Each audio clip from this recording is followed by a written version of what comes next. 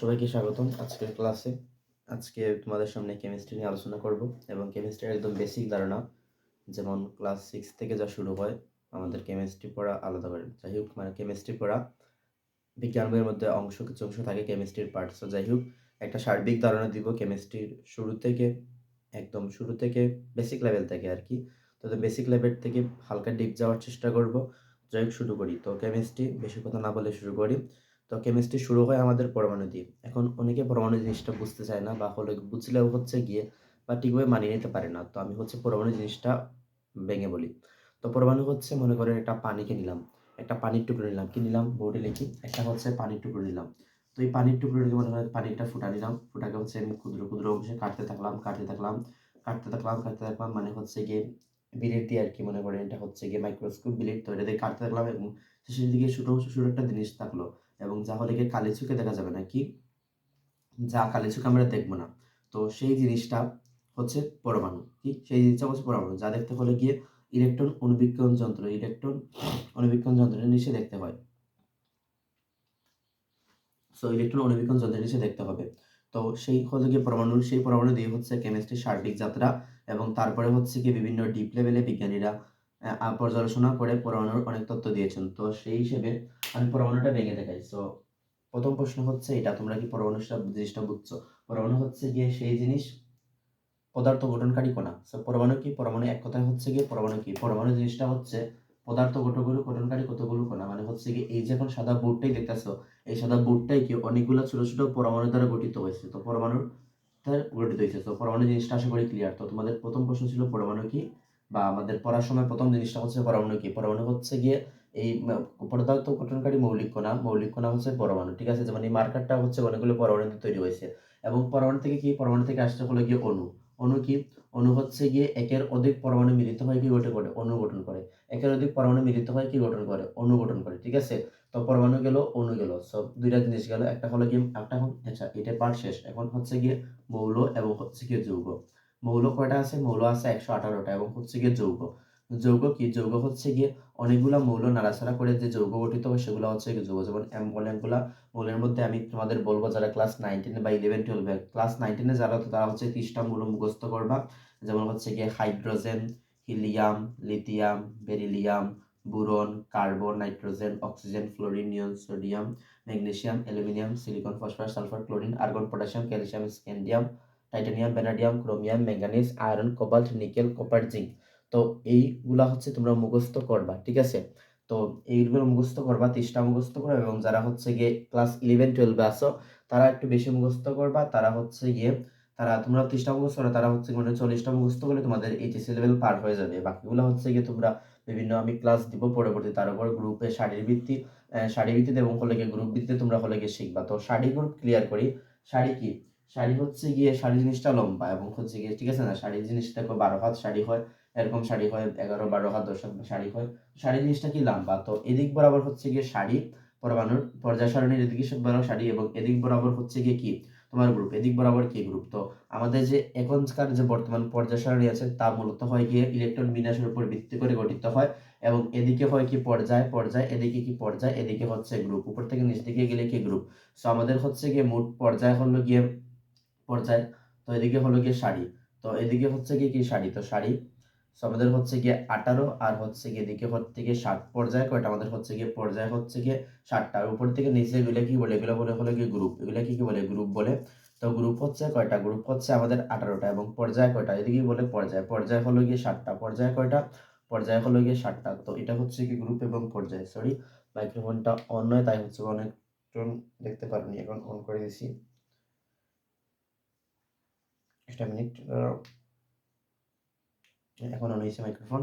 তো যাই হোক, এদিকে গিয়ে পর্যায় গ্রুপ, এবং মাইক্রোফোনের চিপটাও লাগিয়ে নিই। একটা মিনিট, তোমরা একটু সবুর করো। একটা মিনিট।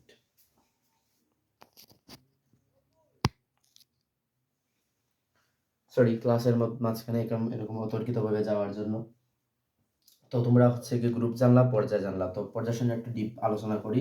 হালকা ডিপ, এত ডিপ না, মোটামুটি। প্রথম ক্লাস যেহেতু, এত ডিপ যাবো না, মোটামুটি। তো পর্যায় সারণী কি? এদিকে এদিকে কি? পর্যায় সারণীর এদিক থেকে এদিকে গেলে কি?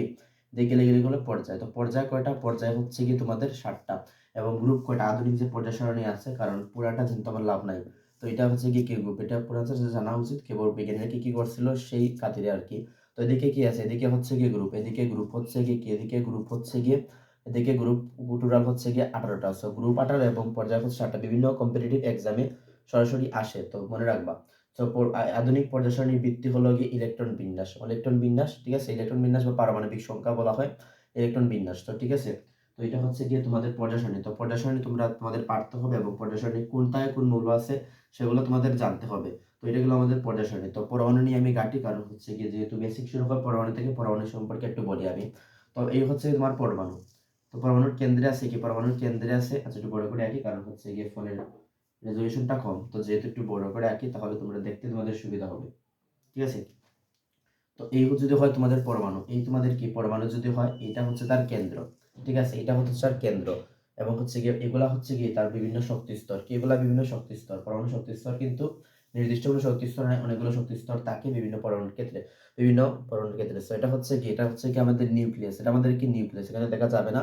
তো এটা আমাদের হচ্ছে কি, এটা হচ্ছে আমাদের নিউক্লিয়াস, এটা আমাদের কি নিউক্লিয়াস, নিউক্লিয়াস, এটা আমাদের কি নিউক্লিয়াস, নিউক্লিয়াস বানানটা মনে হয় না, আচ্ছা যাই হোক। এটা হচ্ছে আবার কি নিউক্লিয়াস, তো এটা আমাদের কি নিউক্লিয়াস। তো তোমাদের হচ্ছে প্রশ্ন থাকবে নিউক্লিয়াসে কি থাকে। তো নিউক্লিয়াস একটা পরমাণুর এটা হচ্ছে কেন্দ্র। তুমি যেমন হচ্ছে গিয়ে একটা চিন্তা করো, একটা যেমন একটা জিনিস চিন্তা করো তাহলে হচ্ছে নিতে পারবা, তাহলে যে একটা ফল চিন্তা করো, ফলের মাঝখানেই তো কি থাকে, একটা বীজ থাকে না। তো এরকম একটা হচ্ছে কি একটা ফল চিন্তা করে, এটা মাঝখানে কি আছে, একটা বীজ আছে, বীজটা কি হচ্ছে নিউক্লিয়াস, নিউক্লিয়াসে কি আছে প্রোটন প্লাস এবং নিউট্রন আছে, প্রোটন এবং নিউট্রন আছে, ঠিক আছে। পরমাণুতে প্রোটন এবং নিউট্রন সংখ্যা সমান হইতে পারে, ভিন্ন হইতে পারে, ডিপেন্ডস অন দ্য পরমাণু, ঠিক আছে। কিন্তু হচ্ছে গিয়ে পরমাণুতে যেটা প্রোটন আছে ঠিক তার বাইরে হচ্ছে ততগুলো ইলেকট্রন আছে, কি বাইরে শক্তি স্তরে ততগুলো ইলেকট্রন আছে। এবং ইলেকট্রনগুলো এরকম না যে হচ্ছে কি বিচ্ছিন্ন অবস্থায় এক এক বিজ্ঞানী থমসন বলছিলেন যে হচ্ছে কি তরমুজে যেমন হচ্ছে কি কিসমিস থাকে, তরমুজে যেমন হচ্ছে কি বীজগুলো থাকে, তেরকম সেরকম ভাবে হচ্ছে গিয়ে পরমাণু থাকে। কিন্তু পরবর্তীতে বিজ্ঞানীরা আরো পর্যালোচনা করে দেখলেন যে না, এরকমটা না, তরমুজে যেরকম থাকে এরকম হচ্ছে কি বিচ্ছিন্নভাবে হচ্ছে কি একটা পরমাণুতে এরকম ভাবে থাকে না, এরকম ভাবে ইলেকট্রনগুলো থাকে না, ইলেকট্রনগুলো খুব সুসজ্জিতভাবে নির্দিষ্ট শক্তি স্তরে পরিভ্রমণ করে। এবং শক্তি স্তর হচ্ছে কি 4টা আছে, আপাতত 4টা মনে রাখো, K L M N, এই 4টা শক্তি স্তর আছে, KLMN 4টা কি আছে শক্তি স্তর আছে। তো পরমাণু 4টা শক্তি স্তর আছে এবং হচ্ছে কি একটা নিউক্লিয়াস আছে এবং বহিঃস্তরে কি আছে, ওই শক্তি স্তর আছে। তো আশা করি বুঝতে পারছো ধারণাটা কি, আমি এটা যেহেতু বেসিক ক্লাস বেশি বেশি আলোচনা করবো না। তো আরেকটা দুইটা টার্ম তোমাদের পরিচয় করে, এটা হচ্ছে কি আয়নীকরণ শক্তি এবং একটা ইলেকট্রন আসক্তি। আয়নীকরণ শক্তি, ইলেকট্রন আসক্তি এবং হচ্ছে গিয়ে তড়িৎ ঋণাত্মকতা, তিনটা জিনিসের সাথে তোমাদের আলোচনা করে আজকের ক্লাসটা এর মধ্যে হচ্ছে গিয়ে শেষ দিয়ে দিব। তো তিনটা জিনিস আলোচনা করে, একটা হচ্ছে আয়নীকরণ শক্তি। তো আয়নীকরণ শক্তি কি, মনে করো এই পরমাণু বেচারা হচ্ছে খুব দানশীল, কি বেচারা খুব দানশীল মানে দান দেনা করে আর কি। তো এটা হচ্ছে কি একটা ইলেকট্রন আমরা কি করব, হালকা টান দিয়ে শক্তি দিয়ে নিয়ে নিব, ঠিক আছে। ইলেকট্রনটা আমরা কি হালকা শক্তি দিয়ে ইলেকট্রনটা নিয়ে নিব, ঠিক আছে। ইলেকট্রনটা নিয়ে নিলে কি একটা দানশীল, দান হলে কি পজিটিভ বলবো না আমরা, দান হলে কি বলবো, পজিটিভ বলবো। যেমন একটা উদাহরণ দিয়ে থাকে, যেমন হচ্ছে কি সোডিয়াম, সোডিয়ামের আমরা হচ্ছে কি এইটা হচ্ছে সোডিয়াম এবং সোডিয়ামের উপরের দিকে লিখে হচ্ছে ভর সংখ্যা, সোডিয়ামের ভর কত, সোডিয়ামের ভর হচ্ছে কি 23, সোডিয়ামের পারমাণবিক সংখ্যা বা প্রোটন সংখ্যা কত 11। 11 এবং হচ্ছে কি 23। তো সোডিয়াম খুব দানশীল মানুষ, আমরা চিন্তা করলাম সোডিয়াম খুব দানশীল মানুষ। তো বেচারা হচ্ছে একটা ইলেকট্রন দান করে দেয়, দান করে দেয় মানে একদম এরকম না, মোটামুটি একটু ফোর্স করে নিতে হয়, ফোর্স করে নিতে হয় এবং খুব দানশীল যেহেতু ইলেকট্রন দিয়ে দেয় তাই হচ্ছে এর কাছে একটা পজিটিভ পড়বে, ঠিক আছে। এবং হচ্ছে কি একটা পরমাণু দেখে আমরা পরমাণু দেখি মানে এটা মুড মুছে ফেলি তাহলে ভালো হবে। তো তোমাদের তিনটা জিনিস আজকে আলোচনা করে ক্লাস এই ভিডিওটা শেষ দিয়ে দিব। তো তিনটা জিনিসের মধ্যে একটা হচ্ছে গিয়ে তোমার তিনটা জিনিস আছে, তিনটা জিনিস একটা হচ্ছে আয়নীকরণ শক্তি, ইলেকট্রন আসক্তি এবং হচ্ছে গিয়ে তড়িৎ ঋণাত্মকতা। সো তিনটা জিনিস আরো প্রথমে আয়নীকরণ শক্তি আলোচনা করি। মনে করো আমি খুব দানশীল মানুষ, যদিও আমি দানশীল না, হ্যাঁ তো বেশি দানশীল না, তো যাই হোক আমি হচ্ছে দানশীল মানুষ, ঠিক আছে। আমি দান করে দিই একজনকে, মানে হচ্ছে গিয়ে টাকা পয়সা যাই হোক দান করি। সো সোডিয়াম বেচারাও এরকম, এমন না যে আমাকে হচ্ছে গিয়ে আমি ইচ্ছা করে দান করি, লোক দুজন আমার কাছে আসে খুঁজলে তখন আমি দান করবো, ঠিক আছে। তো পড়ানোর জিনিসটা আমলা, তোমরা হচ্ছে কাজ করবা কেমিস্ট্রির সাথে হচ্ছে বাস্তব জিনিস জীবনকে হচ্ছে রিলেট করবা, তাহলে কেমিস্ট্রি পড়তে তোমরা আলাদা একটা আনন্দ পাবে, ঠিক আছে।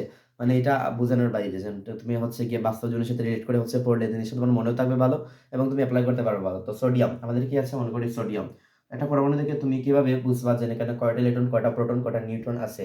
তো সেগুলা হচ্ছে গিয়ে বিজ্ঞানীরা দিয়ে গেছেন, তো ওগুলা হচ্ছে গিয়ে প্রতীকটা আমি দেখে দিই।